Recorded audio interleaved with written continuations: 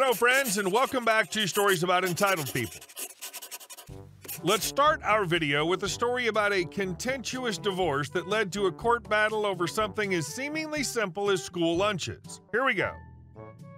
How my ex spent $10K on legal battle over packed lunches.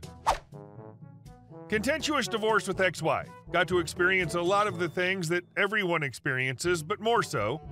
One episode was when she hauled me into court accusing me of starving the children, packing them moldy sandwiches, lots of other things. She even claimed that the teachers were aware of this and that they'd taken to providing my kids food since I'm so neglectful. None of it was true, and thankfully I was able to successfully defend myself in court. But court is nerve-wracking. Apparently, I forgot to say explicitly what the judge needed to hear me say. No, I don't pack moldy sandwiches for the kids. So I get a court order decreeing that kids shall only be provided with fresh, healthy food. No sanctions, no punishment, just a pretty reasonable decree to be a good parent, which is what I strive to be anyway. But what judge doesn't know, and I do, the chocolate sandwiches. My kids have always been picky eaters. I was never happy about this, but with everything else they've gone through in the divorce, this was way down on my list of things to deal with, which means that, yes, when their mom packs them chocolate sandwiches for lunch, I would also pack them chocolate sandwiches.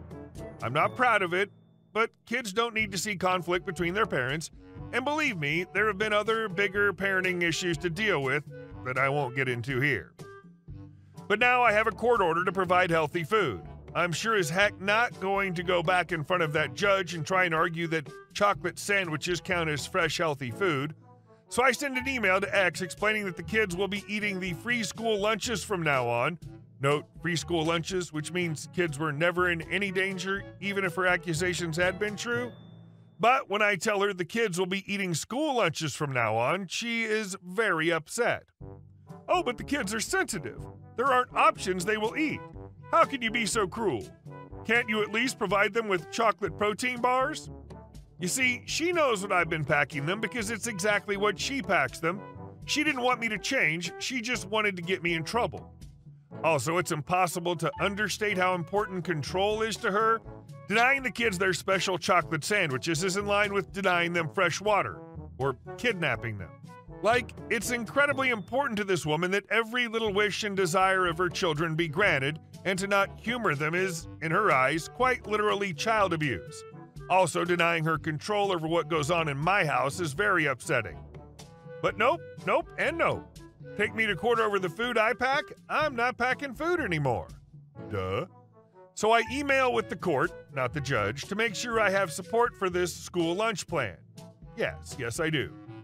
So the next time I get the kids, I explain to them the new plan. They parrot back their mom's talking points. But can't we make the chocolate sandwiches? We are so sensitive. There aren't any options we can eat. Can't you at least give us chocolate protein bars? Nope, and nope. Each week I get to ask them, how was the school lunch? And it's a win-win for me. If they answer not good, I can trot out the old, it's good for you to try different things, and I can enjoy knowing that I'm teaching them life skills. And if they say it was good, I can genuinely be happy for them. And to be honest, I'm looking forward to going back to court and explaining to the judge that X is still packing chocolate sandwiches. Sounds like you're really willing to work to give your children a good childhood, despite the divorce. Good job. And our second story. So I'm supposed to walk out of here without shoes? I worked as a cashier over summers in high school. It was an outdoor store selling tents, kayaks, backpacks, and most of all, clothing and footwear. We had a fairly conventional return policy on footwear. We'd take them back for a few weeks if they were still clean, wear them around the house a bit, make sure they fit, and if not, we'd gladly do an exchange for another size or style. Most of that job has faded from my memory over the years, but this one incident remains crystal clear. The customer with muddy boots. The customer walked into the store and up to the customer service desk where returns are handled. He was not carrying anything, not a box, nor a bag, nor any kind of merchandise. At the desk was a manager who was a nice guy but had a short fuse, particularly when stressed. I witnessed the following exchange from my register. Customer, I'd like to exchange these boots. They don't fit. Manager, looking over the counter. What boots? Customer, these, on my feet. Ever go hiking for a day, trudge through every puddle of mud, then not clean off your shoes? Ever let the mud harden in the sun for a few days until your shoes have inch-thick rings of sandstone around the heels? That's what these boots look like. And the guy had left faint but visible footprints of dust with every step on his way up to the customer service desk. I think you could have excavated around his boots and found more fossils than in Olduvai Gorge. Manager, I'm sorry, but those have clearly been worn outside. I can't take them back. Customer, but they don't fit. I need to exchange them for other ones. This was a busy Saturday at the height of the season, and the manager was already approaching his BS limit for the day. I was waiting for the veins to pop. Manager, sir, our return policy on footwear says we can take them back if they're still in saleable condition. You can wear them around the house to make sure they fit, but we're clearly way beyond that. There's no way I can take these back. Customer, but they don't fit. Manager, I'm sorry, there's nothing I can do. They've clearly been worn outdoors. Customer, of course they have. That's how I know they don't fit. Manager, then as I said, I can't take them back. I'll be happy to take you down to the shoe department if you want to buy a new pair. Then it got weird. I think the manager was so confused that he forgot to be angry and he remained perfectly stone-faced while the customer started talking louder and louder. Customer, so you're telling me I have to walk out of here with no shoes? He took off his boots and placed them on the counter. The manager took a step back from the dust cloud that blew up in all directions. Manager, wait, what? No, I'm happy to sell you a new pair of boots or whatever shoes you want. I just can't give you a refund or exchange on these. Customer, loudly so everyone in the store could hear. Oh, I see. So you're just going to send me on my way with no shoes to wear. Manager, again, no, Customer screaming, and what am I supposed to do with these? They don't fit. At this point, the whole store had stopped to stare. Nobody was moving except the customer, who gesticulated wildly with each syllable. Manager, I'd be very happy if you took them with you. Customer, top of his lungs, well, that is just great. I spend a lot of money on these things. They don't fit, and now you won't take them back. Manager, sir, they're encrusted with mud. They've clearly been worn outside, and quite a lot. Do you seriously think that any store would take them back? Customer, well, that's great. So I'm supposed to walk out of here without shoes? Manager, no. Please take these shoes with you. Please. The customer emitted one final shriek. It wasn't so much a word as a scream. Then he stormed out in his socks, leaving his mountains of rubber and sand on the customer service desk. The manager, and everyone else, stood in shocked silence for a minute, staring at them.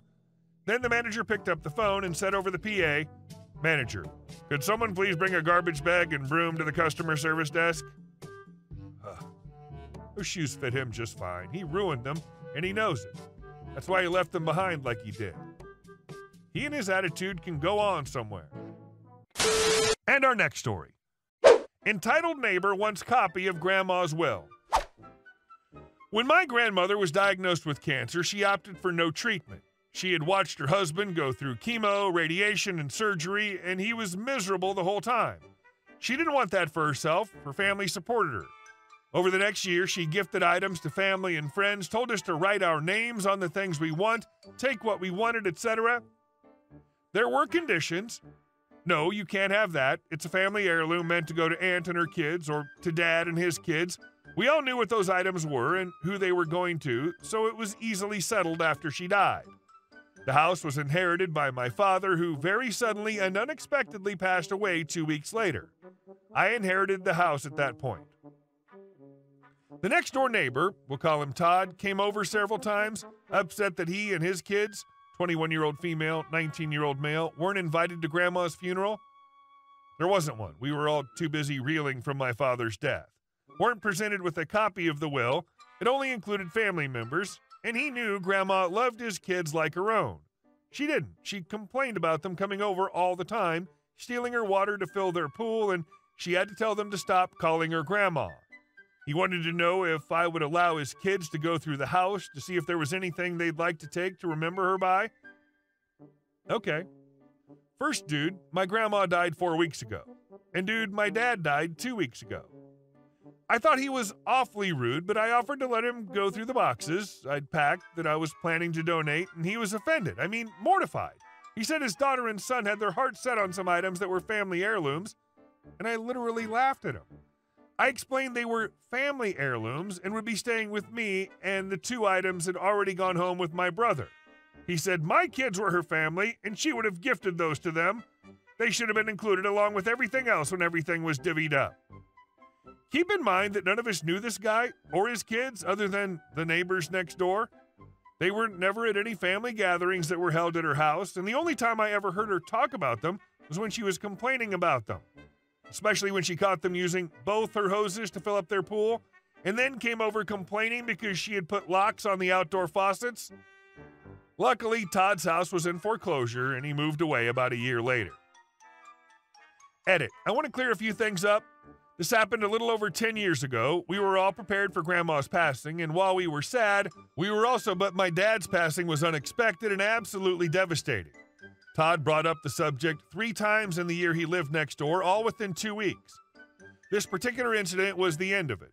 The first 2 times were eyebrow-raising hints where I walked away, not really sure if I was interpreting his words correctly. This time he was brazenly clear, and when I laughed and told him he couldn't have the items he listed, he never brought it up again. And our last story, Grandpa and the Dead Man's Land.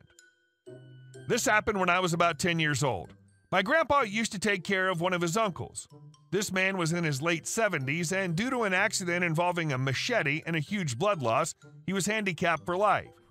He wasn't able to communicate or take care of himself, so my grandpa took the matter on his hands and took care of him. He didn't live that far away, so every afternoon after Grandpa came from work, I went with him to visit the guy.